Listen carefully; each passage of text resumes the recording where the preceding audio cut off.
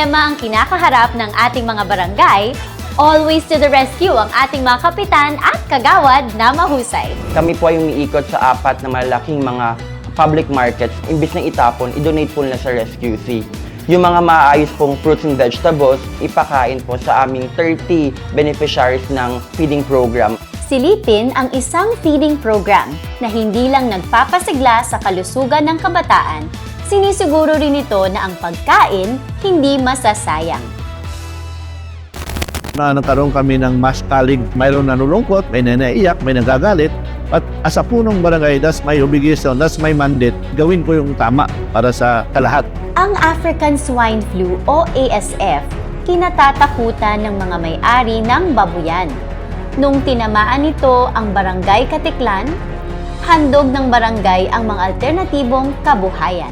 Hol henlos tukuy mokdu yom kut ketubong bakam tao malay kahayunawa na ketubong bakam tao mokdu yom tinalak hol henlos tukuy temobong bakam tao ani lakon lana yom custom and tradisyon mokdu yom tinalak mok yom kut identity.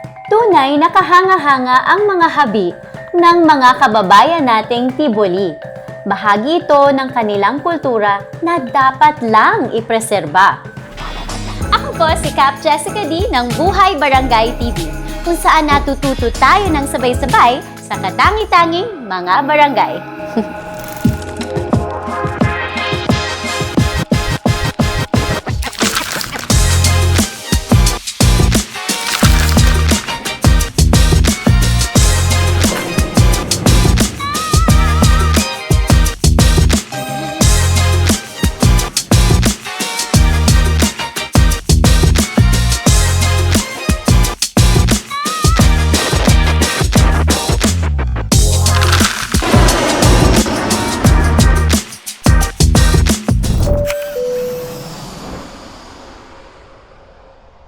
Ako po si SK Ricardo Vidal.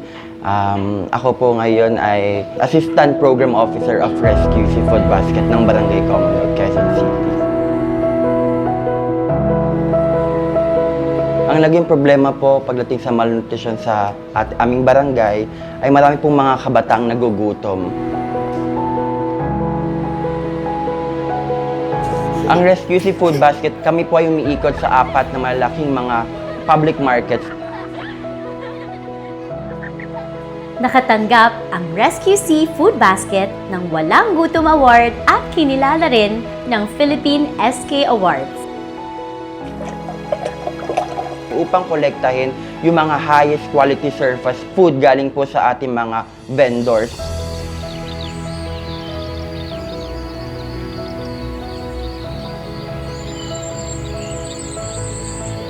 Imbis na itapon, i-donate po nila sa Rescue C.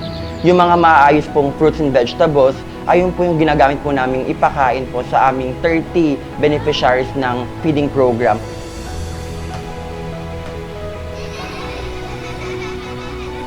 Tinuturuan din po namin yung mga magulang magkaroon po ng sense of volunteerism. Sila po yung tumutulong magluto at mag-prepare po ng mga pagkain para po sa ating mga bata. May mga nutritionist po tayo na talagang nagde-decide po at inaaral po yung mga pagkain pong ihahanda.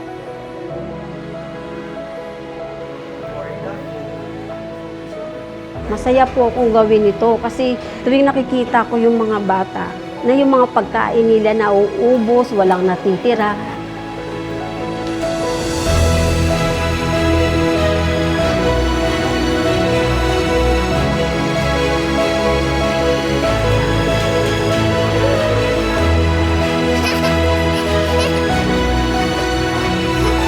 Dati po, hindi malakas kumain, pili, hindi kumakain ng gulay, mababang timbang, sakitin po talaga ng bata.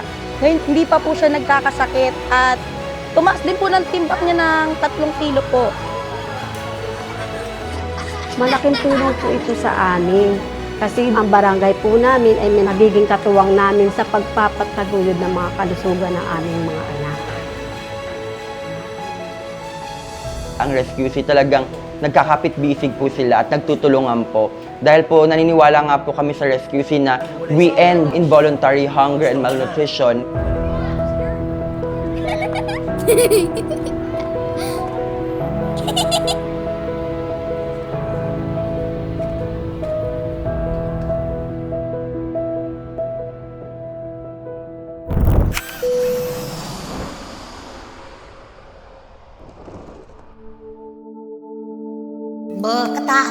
man le drin lembut bekena lak lembut tan hakawang bebeh bunon bulung kena sak tungo kekena du yang bete yo fu nan yang bete tumman le baloi le du furan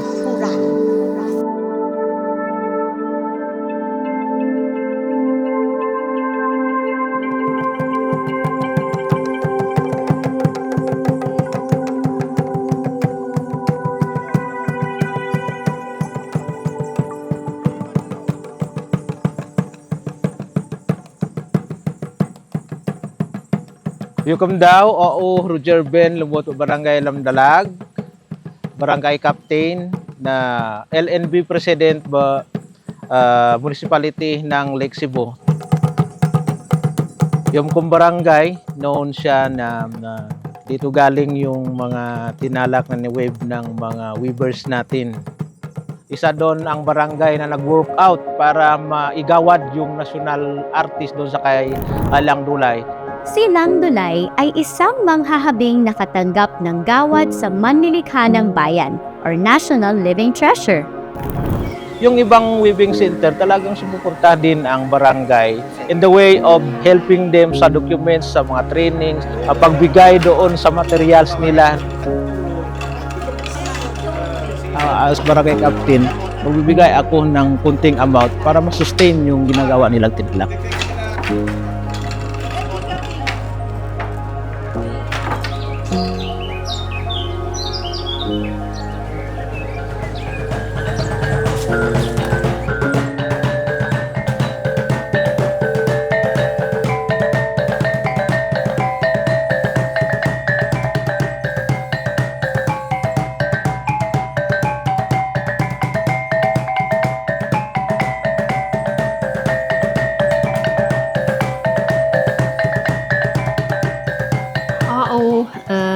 Nabuto demalang mo tenalak yom halayus folok siom deng walu halayu kegenu demalang lan beketolok kanda behu. Tinaguri ang Dream Weavers ang mga tibuli dahil hinahabi nila ang mga disenyong nakikita nila sa panaginip.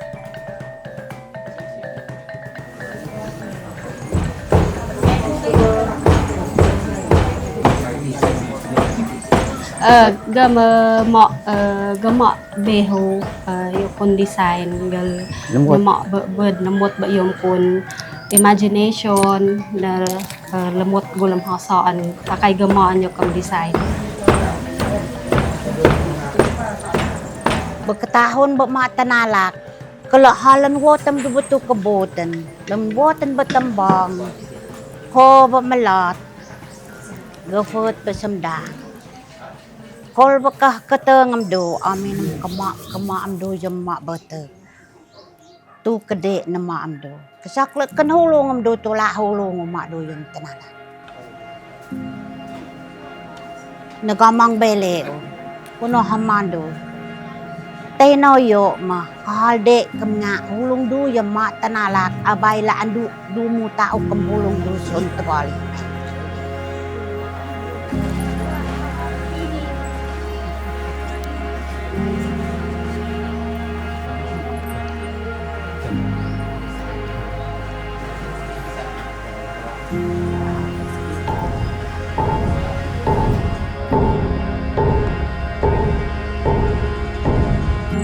Yo hal bang kemuh medui ni mak betenala abai dek gendengan bele wan kemngak menagi deng bele aminin kemplem bo gato gutah medu kempuda kemsaf aminin be filat gol mogo bele masak deng mak medu yang tenala.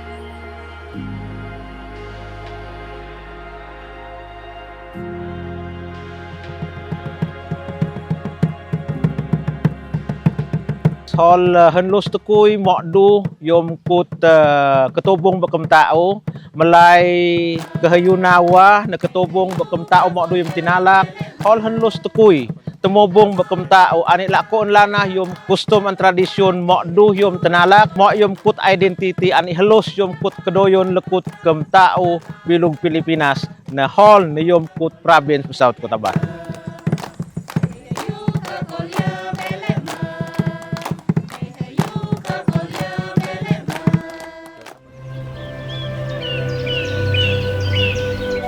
Dito sa Lake Cebu, buhay na buhay ang turismo. Salamat sa todong pag-alaga ng Barangay Lamdalag sa kanilang likas yaman.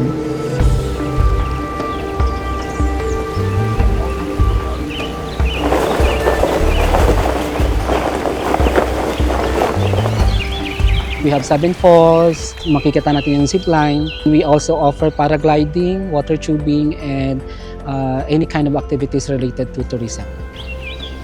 Tinatawag na Lake Cebu. Or originally for the Tibolis, it is called the Cebu, which means lake. We offer lake cruise as our recreation for tourism. So you can eat while having the lake cruise.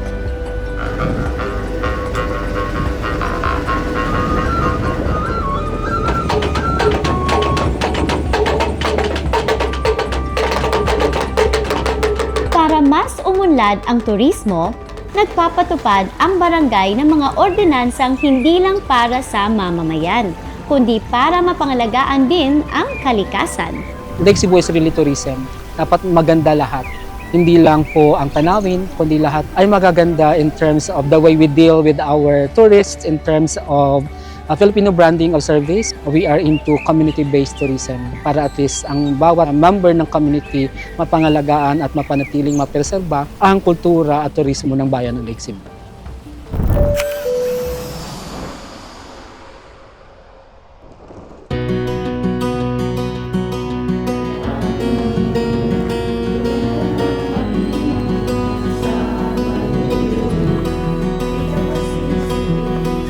Ako po si Ralph Rani Tolosa, ang punong barangay ng Katiklan at Liga President ng Province of Aklan.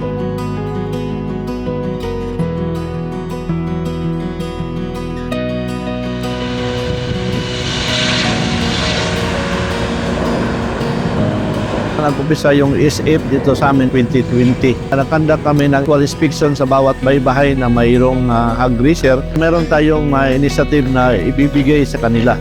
At before that, nagkaroon kami ng mass calling. Mayroong nanulungkot, may nanaiyak, may nagagalit. At as a punong barangay, that's my obligation, that's my mandate. Gawin ko yung tama para sa lahat.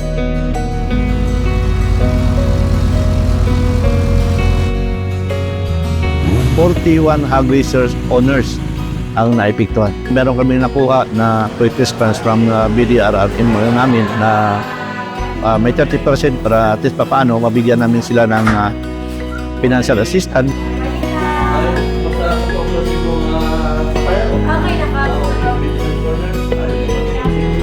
Nag-aalaga na po kami ng baboy, inahin.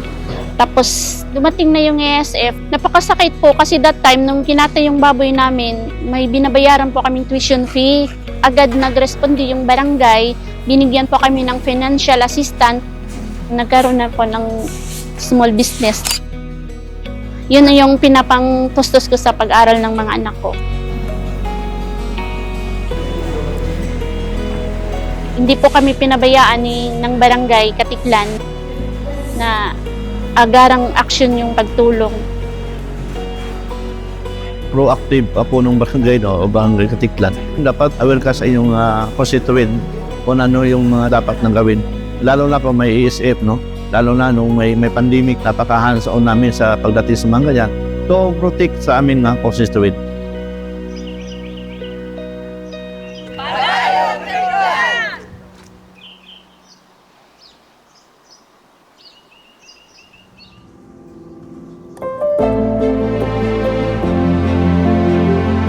Sandigan ng mga residente ang health center sa Barangay Katiklan. Ngunit dahil dumarami ang mga taga rito, kailangan ding palawakin at i-upgrade ang pasilidad. Yung health center namin, maliit po siya, lalo na po sa birthing section at saka sa maternity, sa mga buntis. Kung hindi po sila makapunta dito sa amin nga center, mini-monitor po namin sila per house to house. Kaya naman, sinimulan ang pagpapagawa ng expansion ng health center. Mahalaga po sa amin yung lying in para po sa mother and baby for healthy, safe care po nila. At meron din po sana kaming mga gamit na nakapwesto na lahat na sa future po, gusto namin meron din po kaming room for dental para sa mga patient from 7 years old up.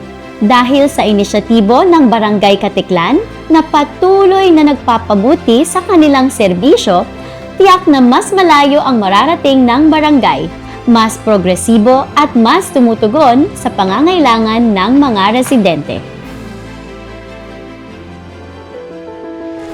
Talaga namang masarap pasyalan ang mga barangay na nagpapakita ng kahusayan, lalo na sa gitna ng mga pagsubok na kanilang pinagdadaanan. May mga kwento ba kayong gustong ibahagi tungkol sa mahal niyong barangay? Mag-comment, mag-message at sundan ang Liga ng mga Barangay sa Pilipinas Facebook at Instagram page.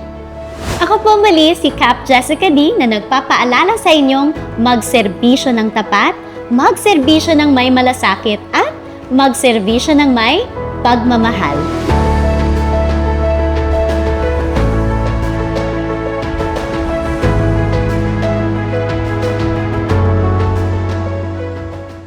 Then tingin sa camera, tapos smile. Okay?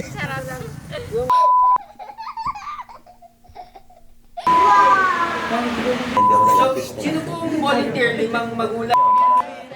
Ang gulay sa inyo. O, strong ka na.